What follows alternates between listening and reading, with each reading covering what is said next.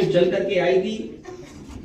Lockdown के समय पर बेटी पैदा हुई तब भी वो घर पहुंची पैदल चलते चलते। क्या सरकार नहीं मदद कर सकती थी? इसलिए इस बार उत्तर प्रदेश की जनता ने मन बनाया, इनका सफाया होगा। ये केवल इनकाउंटर नहीं, न जाने कितने आरोप हैं सरकार पर।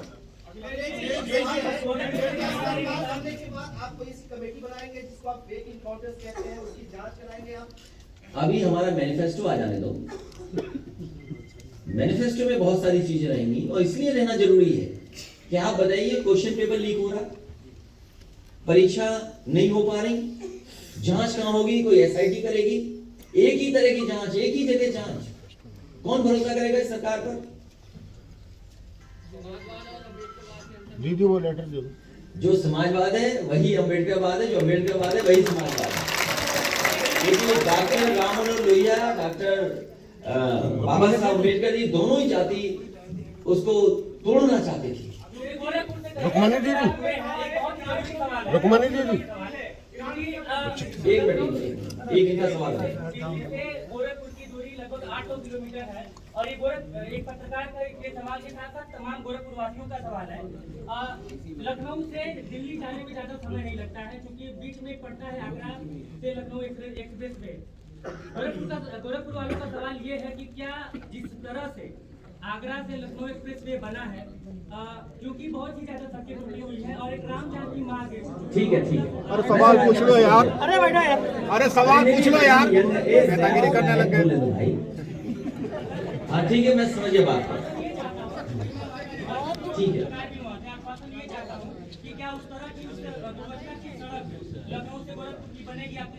मैं बात समझ गया।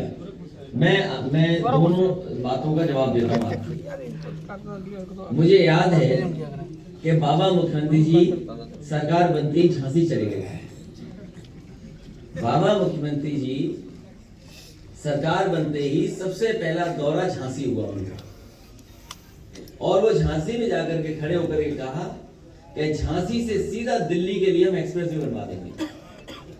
लेकिन हमारे बाबा मुख्यमंत्री जी को ये नहीं पता था कि झांसी के बाद मध्य प्रदेश आ जाता है, मध्य प्रदेश के बाद फिर उत्तर प्रदेश आता है।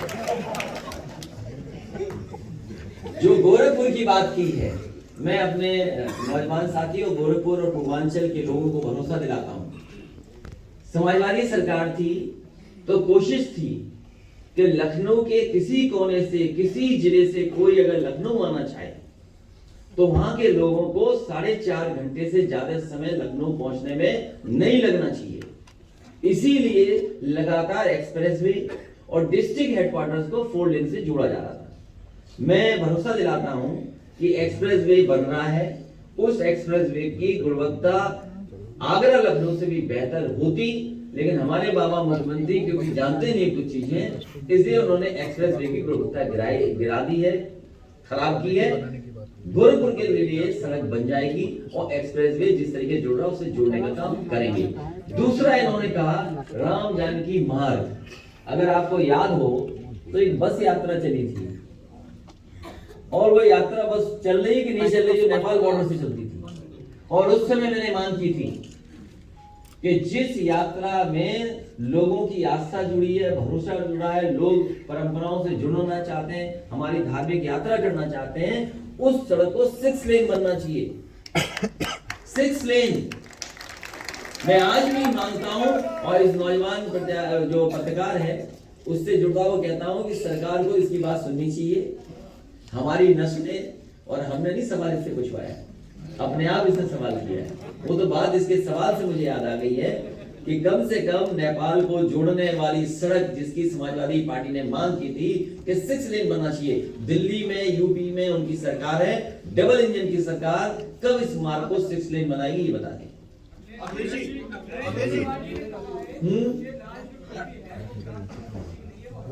कौन बोल रहा है?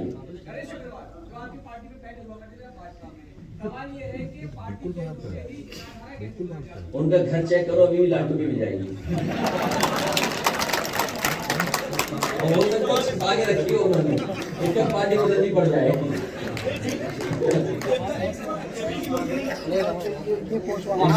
बाबा मुख्यमंत्री जी को सावधान रहना चाहिए, जेब में रख के लाटू भी मिलने न चले जाए उनसे।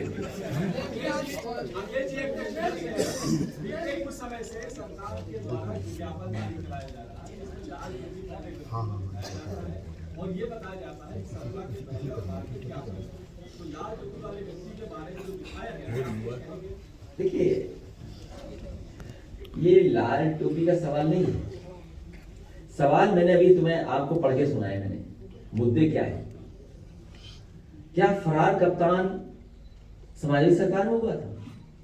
क्या फरार कप्तान पकड़ा गया आज?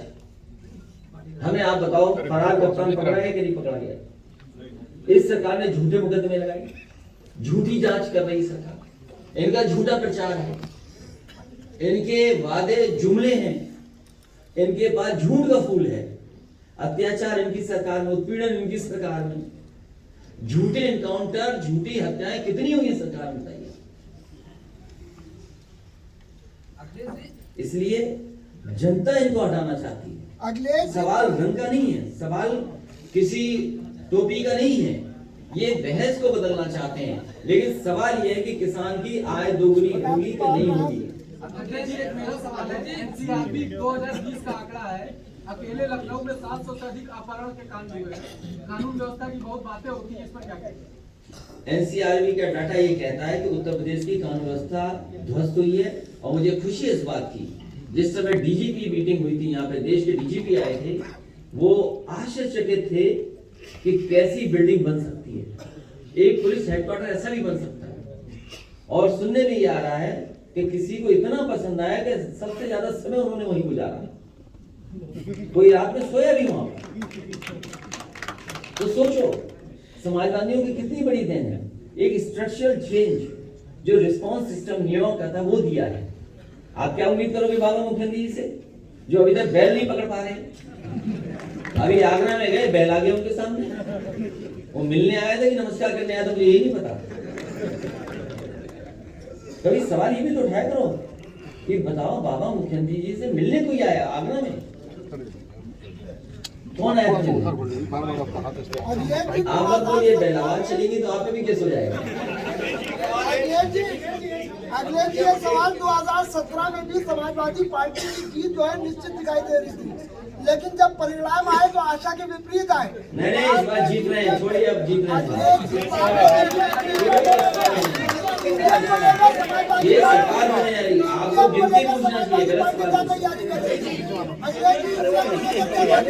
ये इनका सवाल पूरी तरीके से गलत है। इन्हें पूछना चाहिए कि 300 से ऊपर सीटें जीत रहे हो कि नहीं जीत रहे हो। बिल्कुल गलत है सवाल। को लेकर क्या तैयारी है?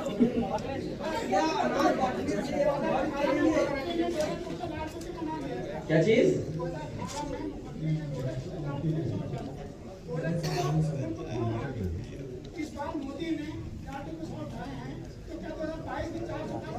फिर बताऊं मैं आपको, सवाल ये है कि जो हाथ में आपके है स्मार्टफोन, ये मिलेगा कि नहीं मिलेगा? ये उत्तर प्रदेश के नौजवान इंतजार कर रहे हैं टैबलेट का, क्या ये सरकार अभी तक टैबलेट देती रहेगी? और सुनने में ये आ रहा है ये चीन से मंगा रहे हैं सब सामान। ये सवाल ये है कि चीन का सामान मंगा के देंगे क्या?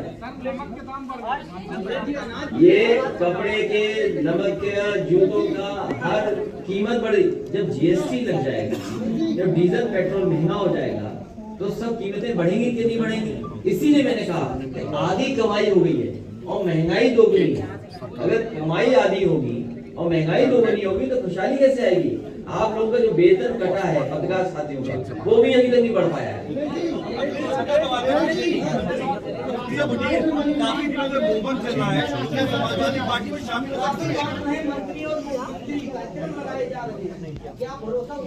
ये गरीब जानता है। पहले ये राशन बांटने का कार्यक्रम नवंबर तक था। आपको अच्छी तरह पता है कि ये जो गरीबों को अनाज बांटने का कार्यक्रम नवंबर तक था और अब इन्होंने मार्च तक कर दिया। आज भी अखबारों में बड़ा बड़ा विज्ञापन है और विज्ञापन में ये कहा गया कि मार्च तक है। ये मार्च तक इसीलिए है क्योंकि ये जानते हैं कि मार्च के बाद चली जाएगी सरकार इनकी। अब मार्च के बाद तो समाजवादियों को देना है, इसलिए गरीबों का खाना, बच्चों के लिए मॉडर्न किचन, कैंटीन, और जिस तरीके से गरीबों के लिए खाना कैंटीन में मिलना शुरू होना था, जो मजदूरों के लिए अच्छा खाना, पौष्टिक खाना देने का इंतजाम किया गया था, दोबारा समाजवादी सरकार बनेगी तो गरीबों को मुफ्त भी खाना देना पड़े, कैंटीन बनानी पड़े, तो बनाने का काम समाजवादी लोग करेंगे। साथ ही साथ गरीबों का जिस तरीके से अनाज का पैकेट बुंदेलखंड में बांटा गया था, जिसमें घी भी था, सरसों का तेल भी था, याद कीजिए, सरसों का तेल भी था, घी भी था और मिल्क पाउडर भी था, वो भी दे रहे थे। तो गरीबों को जब तक न्यूट्रिशनल पौष्टिक आहार नहीं मिलेगा, ये केवल बस दे देना चाहते हैं।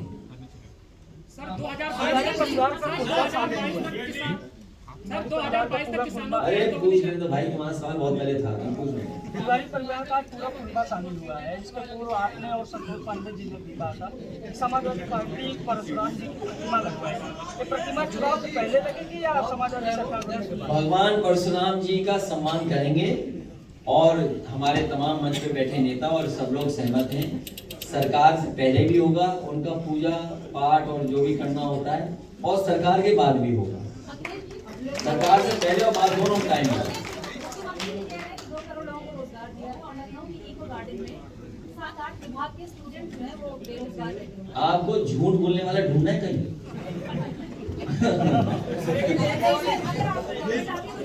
मैंने आपसे कहा कि बहुत सारे उलझा दिए गए हैं।